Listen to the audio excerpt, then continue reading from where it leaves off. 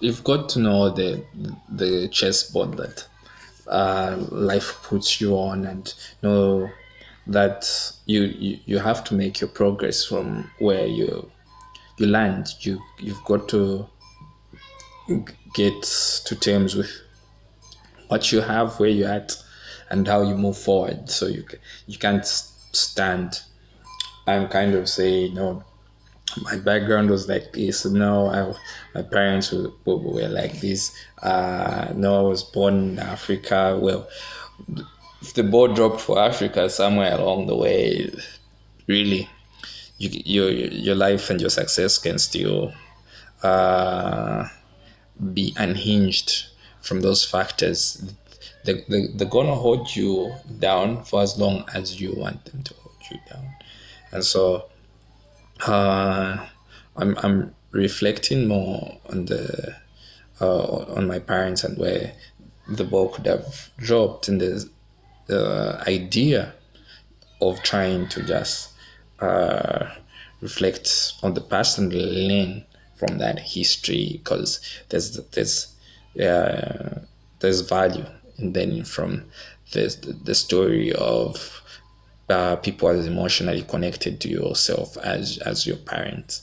And so that's what I would actually tell my children, that a reflection of my journey, it can only go and influence their life up to a certain stage, that they become self-determining, and I can give them a head start. I can delay their start, but after that, well, they have to take responsibility for their own life and go on and make the best of what was available to them. So it's always important to make the best of what was available to you. And so that's my reflection, I think, on my my father's journey, and uh, that part of my heritage per se, or my history. And so on the part of my father, that was his journey. And so lessons learned, and forge forward. Then on the part of my mother was near or close to the time I was born. She was a nurse. She had been trained as a nurse. But she didn't like the job. I think she didn't like the blood in the job, and the whole uh, the whole scenario around nursing. She discovered was not really something she was very comfortable with at that time, and so she quit that job and went on to become a, a tailor at the bank, which again, after a strike, she was retrenched or fired. Not sure what the scenario was. She went, from there on, um, she was a dynamic woman. She became a tailor. She would sew clothes, tailoring. Now, from a bank tailor to a tailor who sews and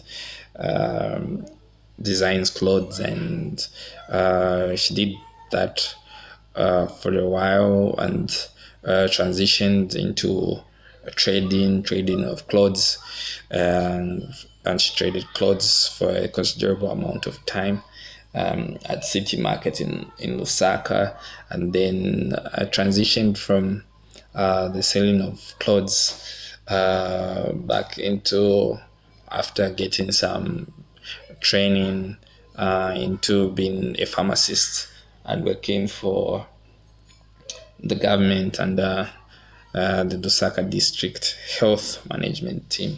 And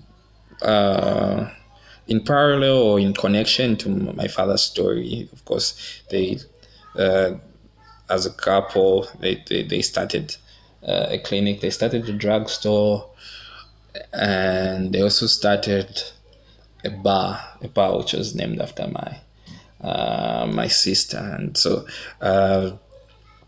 that's where my reflection on COVID and how it was affecting bars brought me to talking about the e-bar, because of that history of my parents having set up a bar. So it was um, emotional for me to see a lot of people being run out of the bar business. I knew people in the medical profession were not running out of any kind of business. Their lives were even at risk during COVID, but the jobs were ever on a sky high. But having come from the background where my parents also ran a bar, I felt emotionally connected to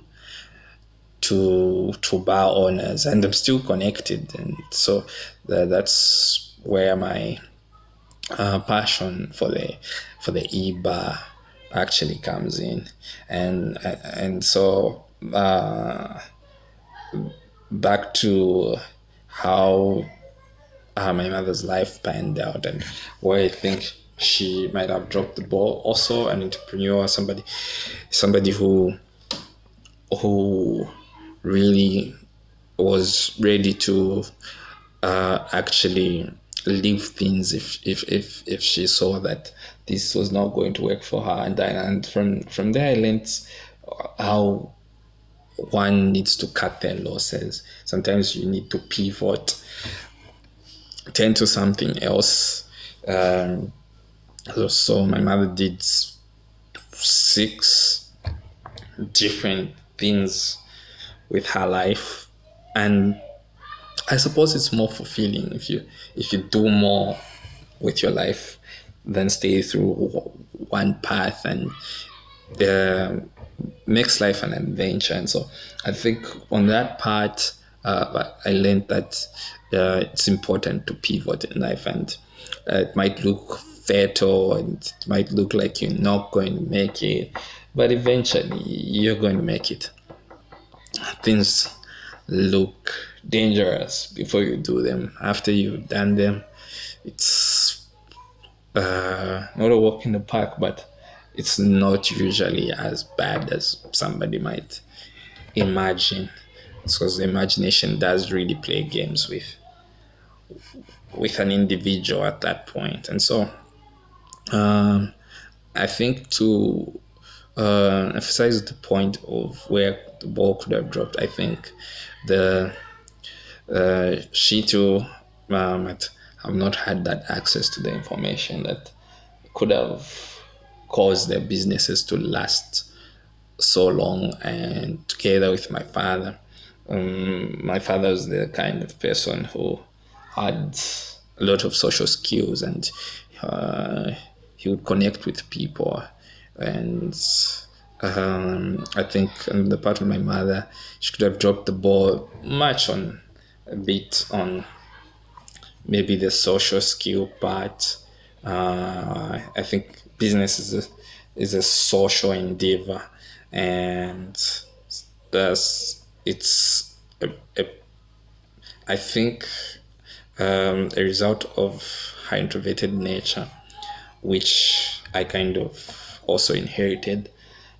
Introversion and I, I'm I think I'm an extra introvert, because I also inherited my father's extroverted nature and his socialness, and so I think introversion could have led her to not really know the information that she needed, and so together as a couple, the information they needed to set up their business and personal financial success is information they didn't have. And so uh, the businesses could not last beyond their lives.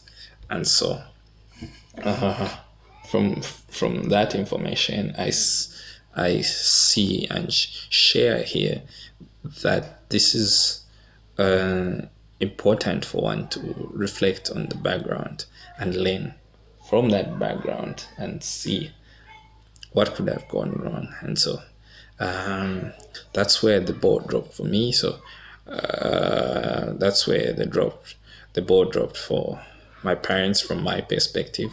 And so look into your life, look at your past, look at your background, look at your parents, look at yourself, and compare where you think you should be, and or where your goal is at per se, and think of the things that could have derailed you from getting to that goal. But again, certain seemingly wrong directions that we go into are actually part of where you find some of the skills that we need and utilize to get to our goals. I'll give you an example of myself, and I mentioned this in my other video. I found my journey leading me up to becoming a teacher, and I learned how to learn from that process, and I'm learning a lot from this boom of information called the information age. And so I learned how people learn, and I'm a super learner at this point in my life. And I looked at that and see that as a strength that I may not have well developed if I hadn't gone to what seemed to be a wrong path. I'm also a super reader, also from a background that I got from my training as a teacher. And so sometimes down the wrong hole, you get valuable skills, valuable information. Down the wrong path, there's a silver lining to that cloud. And so again, I talked about how I turned away and dropped out of master's degree program, not out of failure, but learned that that's not the path I wanted to take. I was literally a pivoting point coming from I think the lessons learned from my man, and so I pivoted at that point and turned to the direction I wanted to go into. But from that wrong turn that I'd made, I did run into friends and information of what I really wanted to do. And a friend who introduced me to the books of Robert Kiyosaki. Before I met them, at that point, I was a big fan of Napoleon Hill and thought that's the only book that talked about and was the holy grail and holy Bible, holy Quran of business success. And that was Think and Grow Rich. But never heard of The Richest Man in Babylon, never heard of Rich Dad Poor Dad by Kiyosaki. And so down that wrong turn, I got some valuable information that has helped me through this route. However wrong or correct it looks, only time can tell. But again, it's you as an individual to make that chain the correct one for yourself. And so from how time will tell, those wrong turns could actually be part of the unique journey that leads you to your goal. And so every one of us is going to have unique aspects of our lives. As unique as we are, we need to kind of always turn towards our goals. And some turns may seem wrong, but in the whole general picture, you are going to discover that these turns were probably part of what made you succeed. And so that's my analysis of my history, my parents, myself, and where we could have dropped the ball, where we could have made wrong turns as a matter of learning from history.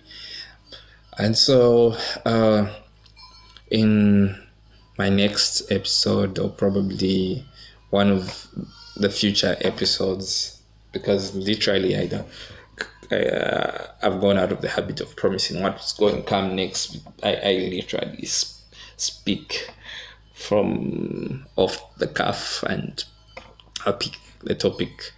I go with my gut, and so, but one of the gut topics that I think I need to discuss is also, as a country, what happened, where did we drop the ball as Zambia, and uh, with the background that we have in Africa and colonialism and whatever, without taking all that blame, where did the ball drop?